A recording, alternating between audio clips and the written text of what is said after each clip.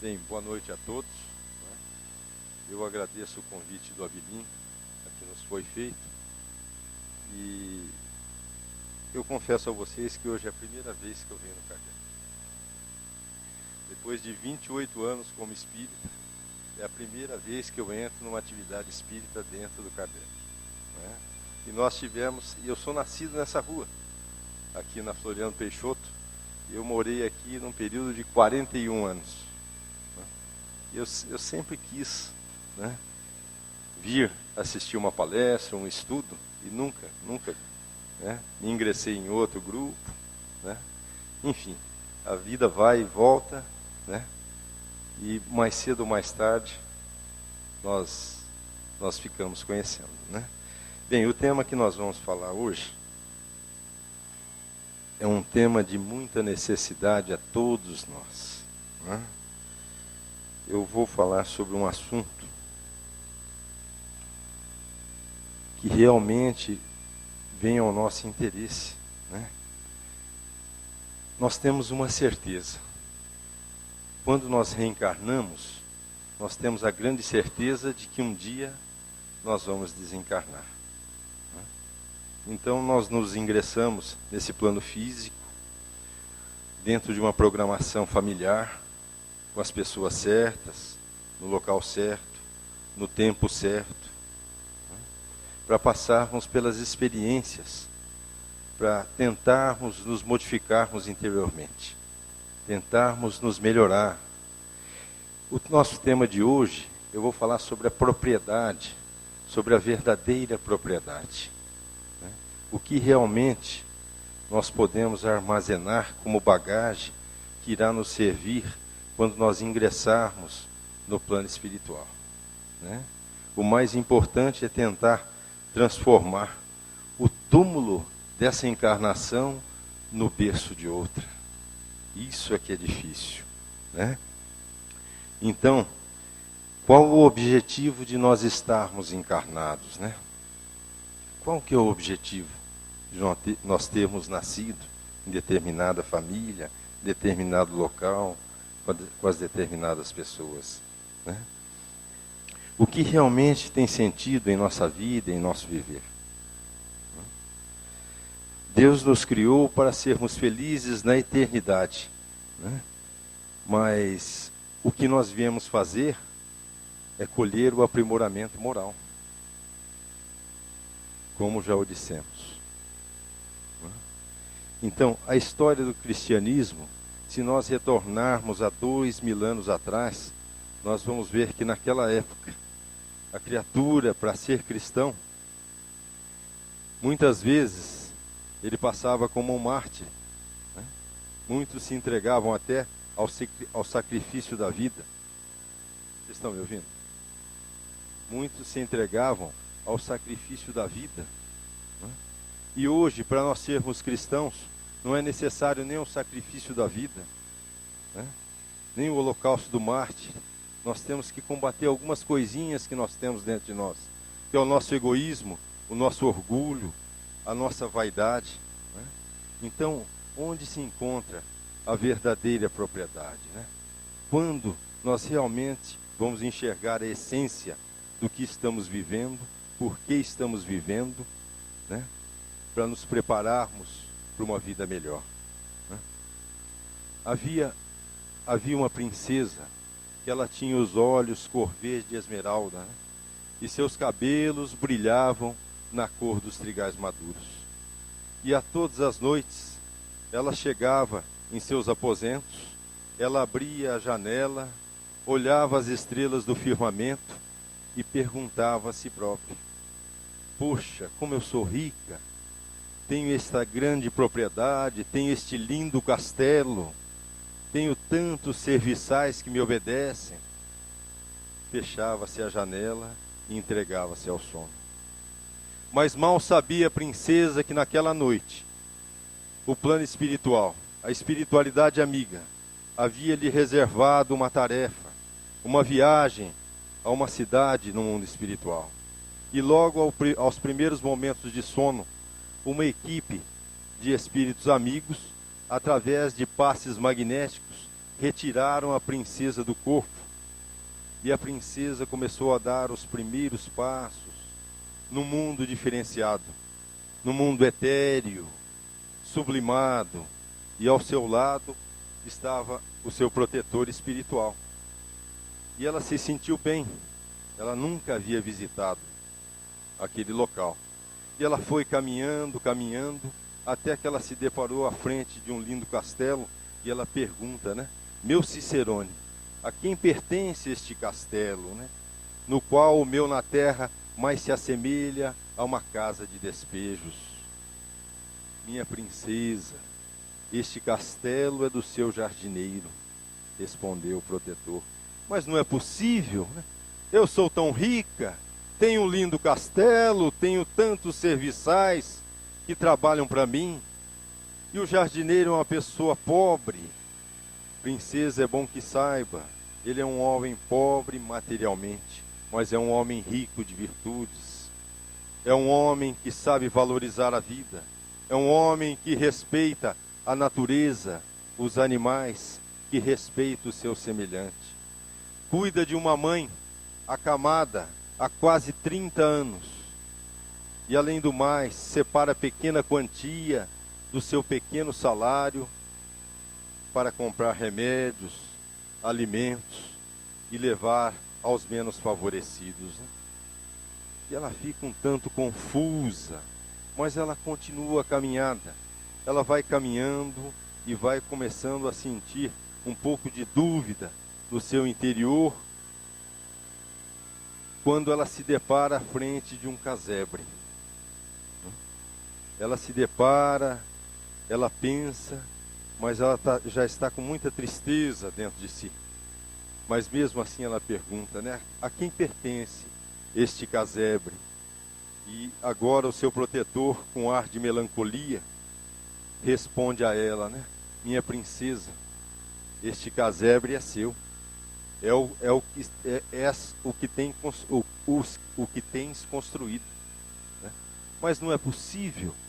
Eu sou tão rica, tenho um lindo castelo, tenho uma grande propriedade. Princesa, é bom que saiba que os bens aqui não se compram. Eles ganham pelo bem que se faz. E além do mais, minha princesa, você não tem sabido viver com dignidade. Não tem respeitado a natureza, os animais, os seus serviçais. E o que tens construído é este casebre. E ela se deprimiu a ponto de cair em pranto, né?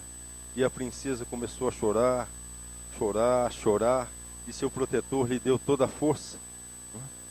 Vamos, princesa, volte, nunca é tarde para recomeçar. E a princesa volta ao corpo físico e acorda na manhã seguinte.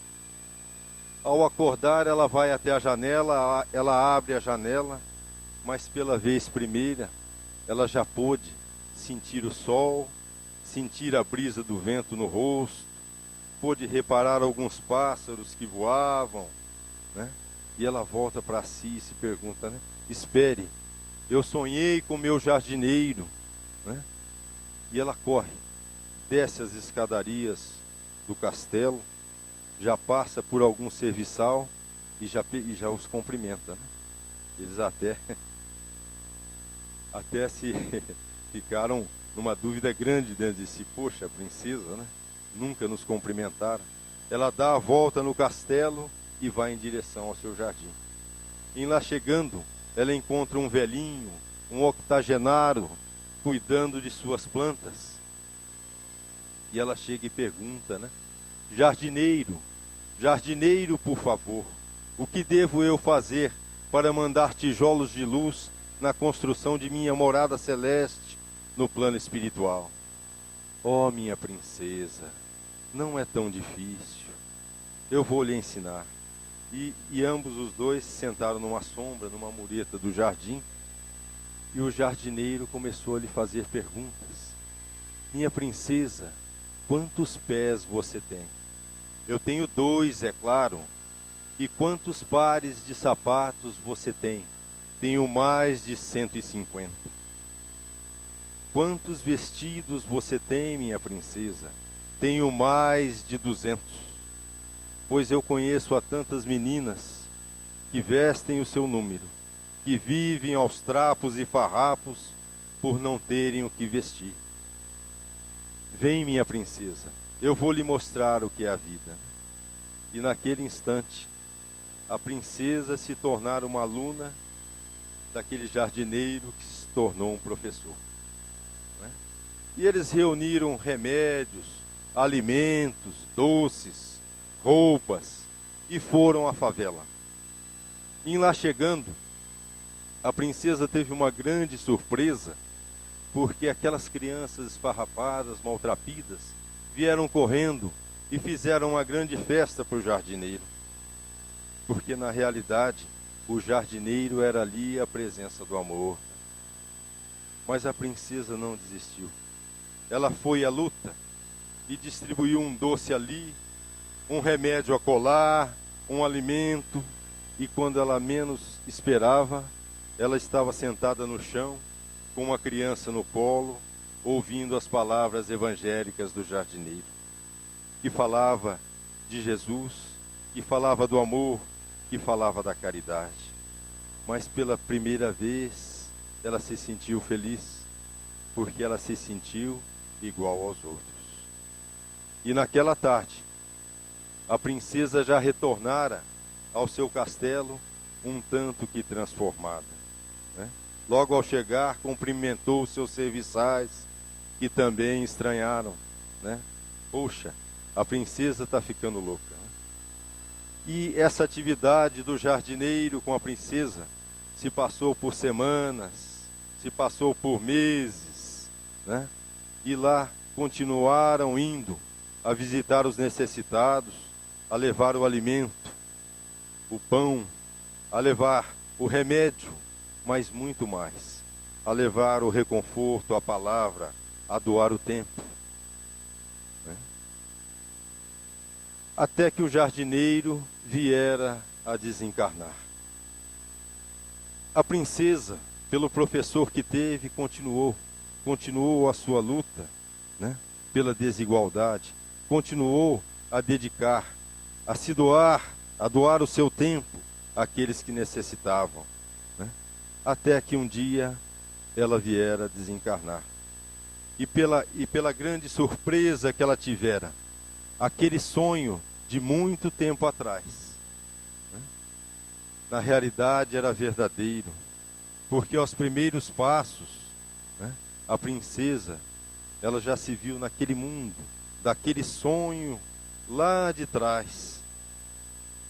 E ao seu lado, o seu protetor espiritual acompanhando, ela dando seus passos, ela enxerga o castelo do jardineiro. E ao lado do castelo do jardineiro, ela conseguiu enxergar um outro lindo castelo, onde ela pergunta, né? Meu Cicerone, meu protetor, a quem pertence este castelo? Princesa, é com muita satisfação que te digo que este castelo é seu. Ele fora construído pela tua transformação moral. Né? Então, eu pergunto a vocês, né?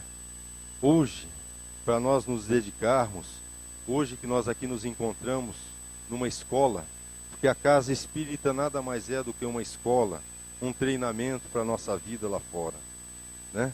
Nós não necessitamos, né, passar pela experiência que passou Maria de Magdala, que teve como professor o Cristo, né, a ponto de cuidar dos leprosos e morrer por aquela causa. Hoje, nós lutamos em nosso lar, nós lutamos em nosso meio, e com uma determinada facilidade. É muito difícil se modificar.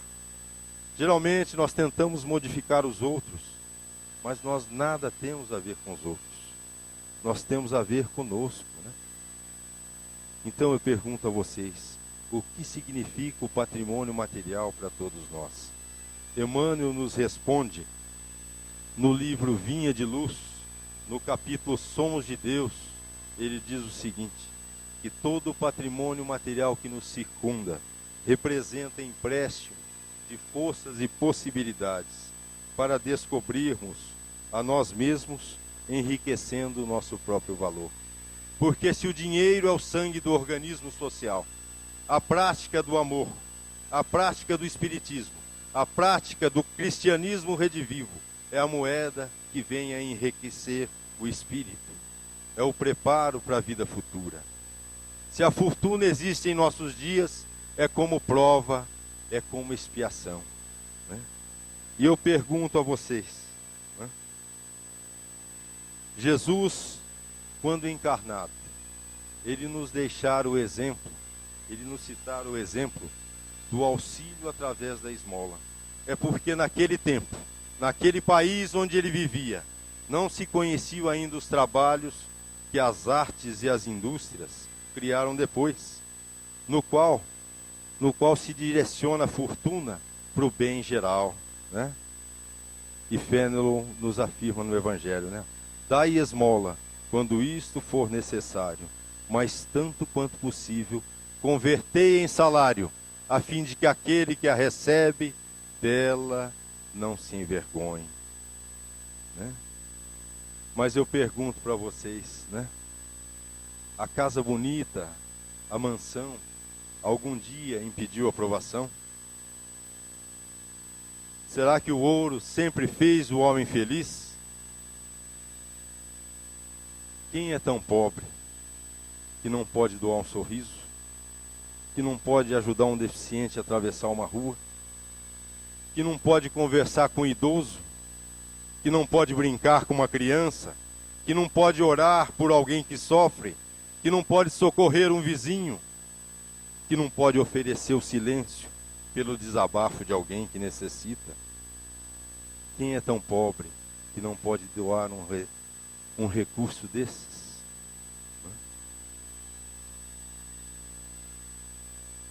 Então, meus irmãos, eu pergunto para vocês, qual foi a maior fortuna de Chico Xavier?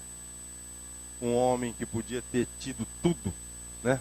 Casas, apartamentos, fazendas. Mas Chico sabia, ele bem sabia que a sua maior fortuna era a sua aproximação do Cristo de Deus, era a sua doação de paz, de amor e de humildade com que acolhia os pobres deste e de outros mundos, né? Porque o Chico fora um espírito interexistentes, né? Assim como nós somos interexistentes. É que nós ainda, às vezes, não nos alertamos para isso. Mas a todas as noites, nós fechamos os olhos, né? E fazemos as nossas viagens ao plano espiritual. Alguns vão atrás das suas paixões, outros vão atrás do aprendizado, do interesse e até do trabalho, né? Chico fora um grande exemplo da verdadeira propriedade. Então, meus irmãos, o homem só levará para o outro lado, ele só leva e traz, certo? Ele só leva e traz aquilo que ele traz dentro de si. É o gozo que ele faz da vida presente. É o conhecimento, os atos e as qualidades morais. Nem o corpo nos pertence. O corpo é empréstimo divino, né? A única herança que acompanha o homem é o bem que ele houver feito na sociedade em que ele vive. Esse é o maior tesouro para que ele ingresse bem no plano espiritual, né? Mas hoje nós vemos as greves que estão acontecendo, né? É lógico, é pela melhoria, né? É pela melhoria dos nossos políticos, da nossa vida, pela moralização. Eu acredito que isso faz parte, né? Mas o dinheiro faz falta a todos nós, né? Quantos necessitam de um pouco mais para ter uma vida um pouquinho melhor, oferecer um pouquinho melhor a vida para os filhos, um estudo, né? Mas a crise financeira também sempre agrava, né, a condição financeira das famílias. Quer queira ou quer não, nós sempre ansiamos por mais do que necessitamos. Essa é a verdade. Nós sempre queremos mais do que aquilo que iria suprir a nossa necessidade, né? mas muitas vezes nós aguçamos os nossos sentimentos. Nós estimulamos a nossa vaidade, o nosso egoísmo, né? E nós fazemos greve contra os salários. E mal paramos para pensar se os nossos rins, se o nosso fígado, se o nosso estômago, se o nosso coração resolvesse fazer greve contra nós, porque nós não oferecemos a eles nem o salário da nossa gratidão. Será que nós temos acordado de manhã e agradecido a Deus porque nós temos movimento nos braços, porque nós raciocinamos, temos o movimento das pernas, porque nós temos um trabalho, porque nós temos uma família, porque nós temos quem goste de nós? Nós pouco lembramos disso, né? Nós pouco lembramos, né? Então, meus irmãos, a verdadeira propriedade é o que trazemos dentro de nós.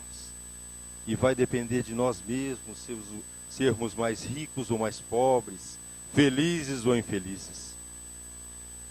Jerônimo de Mendonça Ribeiro deixara uma frase quando encarnado: somos libélulas presas, as lagartas das imperfeições, mas logo mais no amanhã seremos surpreendidos pela metamorfose do túmulo, onde transformar-nos-emos em borboletas voadoras, felizes ou infelizes, conforme o que houvermos feito da nossa vida terrena. Então é hora de nós pensarmos na verdadeira vida, né? É hora de nós raciocinarmos o que vai nos trazer a essência de estarmos encarnados, né? O Emmanuel, mais uma vez, nesse livro, no Vinha de Luz, no capítulo Somos de Deus, ele realça algumas fontes que nós carregamos conosco, que irão enriquecer o nosso espírito, né? Na realidade, o nosso elo reencarnatório, né? Tudo que diz respeito às provações e expiações, nossa, para conosco e para com os familiares, resume, né, nessas fontes que irão nos mostrar um futuro melhor, né? O trabalho no bem, o trabalho pelo semelhante, né? Quando nós trabalhamos no bem pelo semelhante, né, nós criamos uma força interior, né? Parece que não, mas quando nós visitamos um doente, quando nós tentamos auxiliar alguém, seja conversando, seja dando bom ânimo, na realidade nós ofertamos o nosso íntimo, né? É lógico que vai existir a atuação dos espíritos nessa hora, daqueles espíritos que querem ajudar aquela criatura, né? Mas sem dúvida nenhuma, quando nós fazemos uma visita a algum doente, nós diminuímos a nossa doença. Quando nós fazemos uma visita a alguém que sofre, nós diminuímos o nosso sofrimento. No nosso antigo grupo espírita, nós tínhamos uma equipe de quinta-feira que fazia visita a adoentados acamados. E tem um irmão que eu não esqueço, por sinal ele mora aqui na Boa Vista, e ele, logo novo, ele tinha acho que 25 ou 26 anos, ele era caminhoneiro, e ele bebeu demais naquela noite e dormiu na cobertura do caminhão. E por infelicidade dele, ele acordou, ele caiu do caminhão e ele fraturou a coluna, né? Se tornou tetraplégico. E desde essa época, agora vai completar acho que 25 a 26 anos, ele se encontra numa cama. As irmãs não ligam para ele. Ele vive num cortiço, onde tem a casinha deles e tem uma outra casinha em frente, né? Então a grande sorte deles é que muitas vezes eles permutam o aluguel da casinha em frente pelos cuidados que a pessoa possa direcionar a eles. E esse irmão, ele sofre muito. A todas as vezes que você faz uma visita para ele, ele quase sempre recorda a idade do problema dele. Então a gente vai lá, bate um papo, conversa, né? Tem as mãos já definhadas, teve que amputar uma perna, não teve como, por causa da diabetes. E o irmão que cuida dele, por causa da diabetes também, o excesso alcoólico, também ficou cego. Então esse irmão vive uma dificuldade danada, né? Ele precisa muito mais que a gente chegue até lá e converse com ele, que bate um papo, que converse do time de futebol, do que o próprio alimento. Ele nem faz tanta questão do alimento. No Natal, quando eu estive lá, eu fiz uma visita para ele, nós fomos levar umas coisinhas lá. Só que a vizinha dele, que cuida dele, que ele permuta o aluguel, que dá banho nele, que limpa a casa, que prepara a alimentação deles, ela tinha viajado para a casa de familiares. E nós fomos visitar, levamos uma comidinha caprichada para ele, né? E antes de eu sair, ele virou para mim e falou: olha, eu queria te pedir uma coisa. Não é tanto esse alimento. Eu queria te pedir para ver se você me dava um banho. Porque eu estou sem tomar banho há quase 3 dias. Ia completar o 3º dia que ele estava sem banho. Né? E uma pessoa que fica numa cama, certo? Com sonda, que urina, que faz as necessidades, não é fácil. Né? Os amigos iam lá de tempo em tempo, trocavam ele, mas mesmo assim ele ficava um bom tempo ali, numa condição difícil. Né? Então, quando nós nos deparamos com o sofrimento de outrem, na realidade nós diminuímos o nosso sofrimento. Nós criamos suporte para diminuir as nossas doenças. Né? Na realidade, nós criamos um antídoto, né? Para que nós tenhamos uma aceitação melhor do que nós nos comportamos frente à vida. Porque tudo que nós passamos hoje é reflexo da lei de ação e reação do passado. Né? Tudo isso fomos nós que construímos, tudo isso nós estamos passando e nós teremos que nos reconstruirmos. Né? Então, meus irmãos, a partir do momento que nós trabalhamos pelo semelhante, conseguimos diminuir as nossas dores, sejam morais ou físicas, que nós conseguimos reeducar-nos para ter uma aceitação melhor daquilo que nós não conseguimos consertar organicamente em nós. Nós criamos uma condição para desencarnar melhor. Né? É aí que nós vamos nos transformar o túmulo dessa esfera no berço de outra. Né? Porque ninguém ficará sem prestar contas à contabilidade da vida, que saberá ruir no instante certo, no momento exato. E a contabilidade divina nos cobrará através de nossa consciência: que fizeste, dispenseiro infiel, dos bens que te confiei? Que fizeste da vossa experiência terrena? Que fizeste da vossa família? Que fizeste do vosso corpo? Que fizeste do vosso lar? Que fizeste dos vossos filhos? Que fizeste dos vossos amigos? Que fizeste dos vossos inimigos? O que tens feito do vosso conhecimento? O que nós temos feito daquilo que temos aprendido? Porque o objetivo da doutrina espírita não é aprender. Nós temos que passar a vivenciar a doutrina. Isso é que é difícil. Né? Se fosse fácil, Jesus Cristo teria reencarnado como na chefia do império, Arnaud, bem distante, né? Bem distante de Roma, porque na realidade ele queria exemplificar a sua mensagem. Né? Esse é o direcionamento. Né? Então, meus irmãos, nós só encontraremos a verdadeira propriedade dentro de nós quando nós encontrarmos Jesus. Mas de que maneira nós encontraremos Jesus? Nós encontraremos Jesus como a princesa encontrou. Nós encontraremos Jesus em todos os lugares deste universo.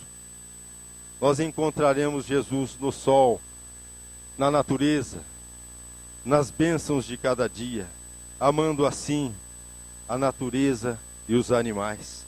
Nós encontraremos Jesus na divisão do pão, do calçado, da veste, na palavra amiga, na caridade que praticarmos, sem nada exigir do outro, mas tudo exigindo de nós mesmos. Pois vivendo dessa maneira, nós abriremos o nosso coração, pois doando paz e amor aos outros, nós estaremos vivendo de tal forma que Jesus encontre dentro de nós um espaço para ficar.